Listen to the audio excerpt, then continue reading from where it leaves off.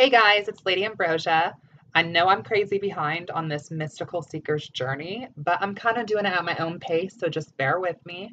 I'm on week 3, which is, how do you relate to deity? Does deity have a gender? And how does this affect your beliefs and your practice and so on and so forth? So for me, um, I would kind of consider myself like a monotheistic polytheist in the sense that I have a belief in many deities that are all connected to one deity, in the sense that that one is like the divine source, that dark energy, that cosmic force, that life force that embodies all, that all comes from, that all deities of love, war, strength, joy, compassion, magic, wisdom, all of that, they are all kind of driplets from this divine source. Another analogy that I've used before, I'm a foodie. I love food. So, pizza. So, if you have a giant pizza and you have these different slices, right? Like you have, like let's say on this pizza, you have like Hawaiian and pepperoni and cheese and so on and so forth around this pizza. Same thing. You have these different layers of energy like love, war, wisdom, so on and so forth. And we've called this type of energy by different names in different cultures, whether it's Aphrodite, whether it's Venus, whether it's Hera, whether it's the Morrigan, whether it's Isis or Lakshmi or whoever. We've assigned names, we've assigned faces, we've assigned genders, we've assigned backstories and mythologies to this energy. And I think the reason for that, and I think the reason why we do that is because it's much easier.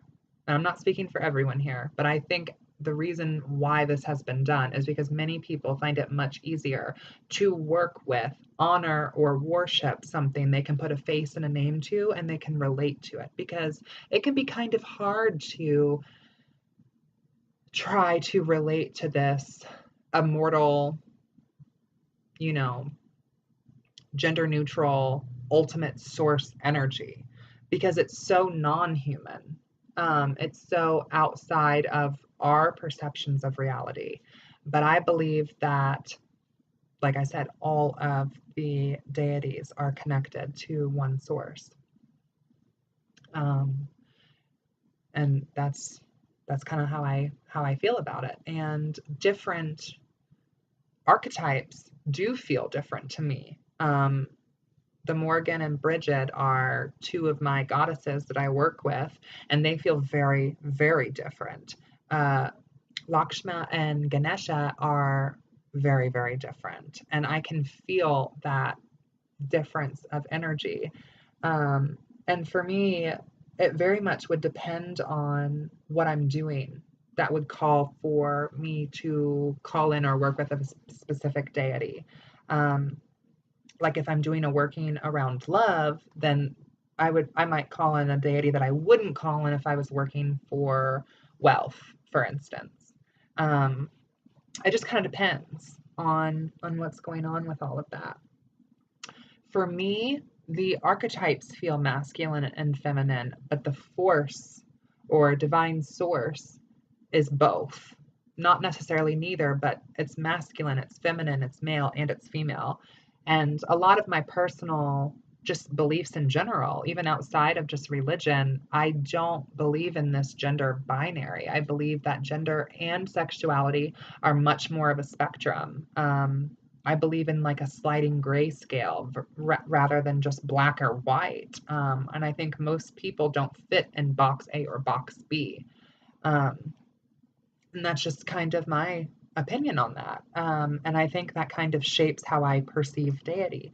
And that's not to say that I don't feel like the goddesses who are ultra feminine are less than any goddesses that might be masculine. Still a goddess, but masculine. That doesn't mean that.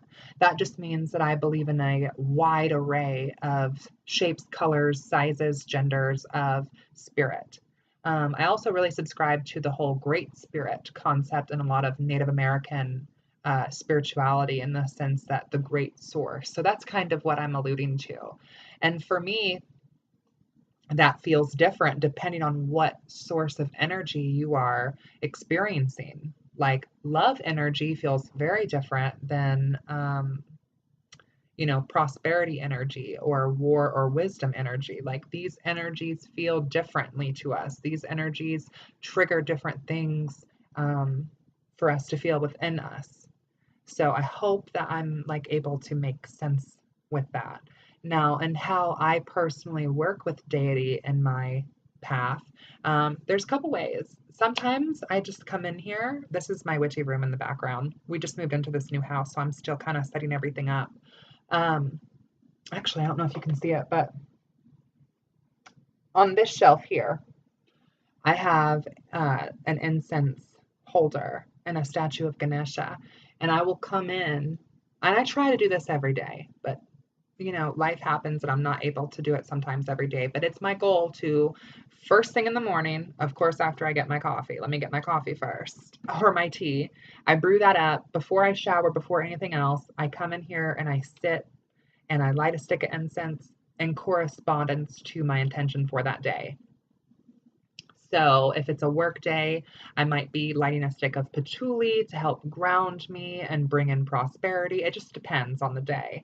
Um, if I'm off, it might be rose as an aphrodisiac, as love, seduction, things of that nature. It just depends on the day and what energy I'm trying to bring in.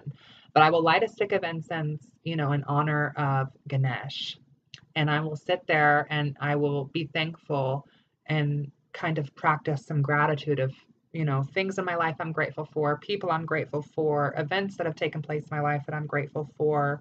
And I will say these usually out loud, not always, but usually out loud.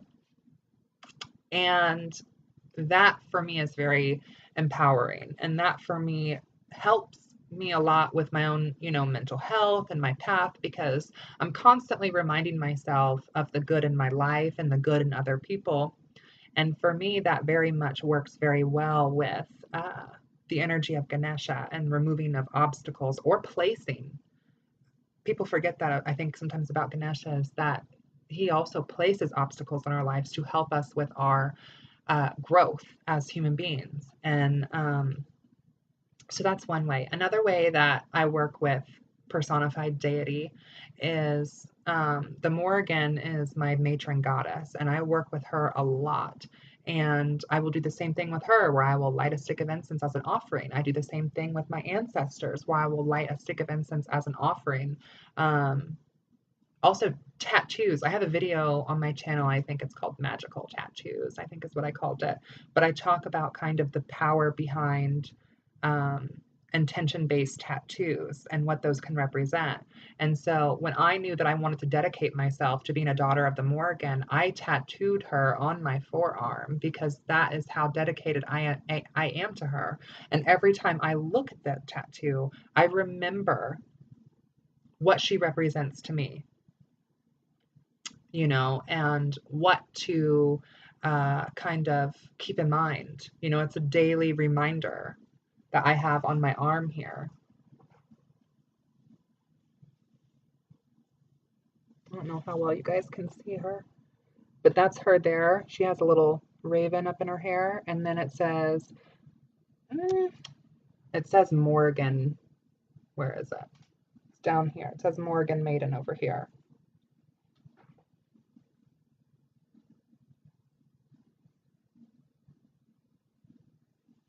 But for me, that's another way that shows my dedication to that deity, and that reminds me of who I feel I am and what energy I like to call in into my life. And that sometimes it's food offerings. Like I said, it just very much depends on kind of what's going on and what I'm doing.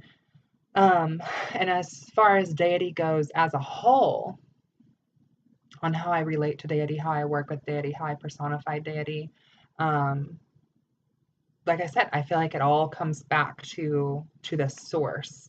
And there's different varying archetypes from this source, but they all come from this source. And for me, it doesn't matter if that's within the Hindu pantheon or the Celtic pantheon or the Greek or Roman or Norse or the Yoruba pantheon, it doesn't matter. They all come from this source, just like all things do. So that is my take on the Mystical Seeker's Journey Week 3. And I hope all of you are having a beautiful day. Bye, guys. Blessed.